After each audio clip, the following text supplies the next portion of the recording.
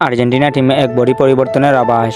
মেসির সাথে কাকে কাকে খেলাবেন লিওনেল স্কলোনি, বিস্তারিত জানুন ভিডিও জুড়ে।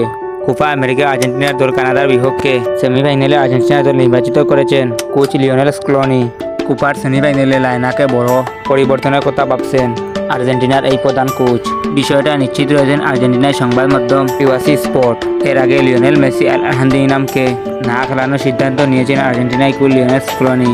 তবে সিদ্ধান্ত বদলে সেমিফাইনালে কানাডার বিপক্ষে হয়তো দুজনকে মাঠে নামাতে পারেন বর্তমান চ্যাম্পিয়নরা। নিউ জার্সি মেটলাইট স্টেডিয়ামে আগামী বুধবার সকালে মাঠে নামবে আর্জেন্টিনা। এই ম্যাচকে দলের সামনে রেখে দলের পারফরম্যান্স এবং কৌশল নিয়ে কথা ভাবছেন দলের কোচ জাহানের দলের কিছু পরিবর্তন আনাও কথা বলেছেন। এরপর টিওয়াইটি স্পোর্ট জানিয়েছে যে আর্জেন্টিনা একাদশে গোলরক্ষক হিসাবে জেতামত থাকতে পারেন অ্যান্টোনিও মার্টিনেজ। গোলরক্ষকের মতো রক্ষকগুলো পরিবর্তনে আসার সম্ভাবনা নেই।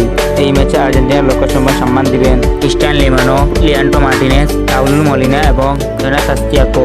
মিডফিল্ডার কলোনি নিশ্চিতভাবে খেলাবেন তারা হলেন অন্য দলের মধ্যে আর্জেন্টিনা স্কুলের মধ্যে ডি মারিয়ার একাদশে ফেরার অনেকটাই সম্ভাবনা রয়েছে। তিনি এর আগে ইকুয়েডরের বিপক্ষে 90 মিনিটের মধ্যে 1 মিনিটই মাঠে নামার সুযোগ পায়নি। ফরওয়ার্ড লাইনে ডিমারার সাথে মেসির সঙ্গে দেখা যাবে যে। এবং আরেকটা জানেন কি, এবারের বিশ্বকাপে তিনি সর্বোচ্চ 4 গোল করে তিনি রেকর্ড করে বসেছেন।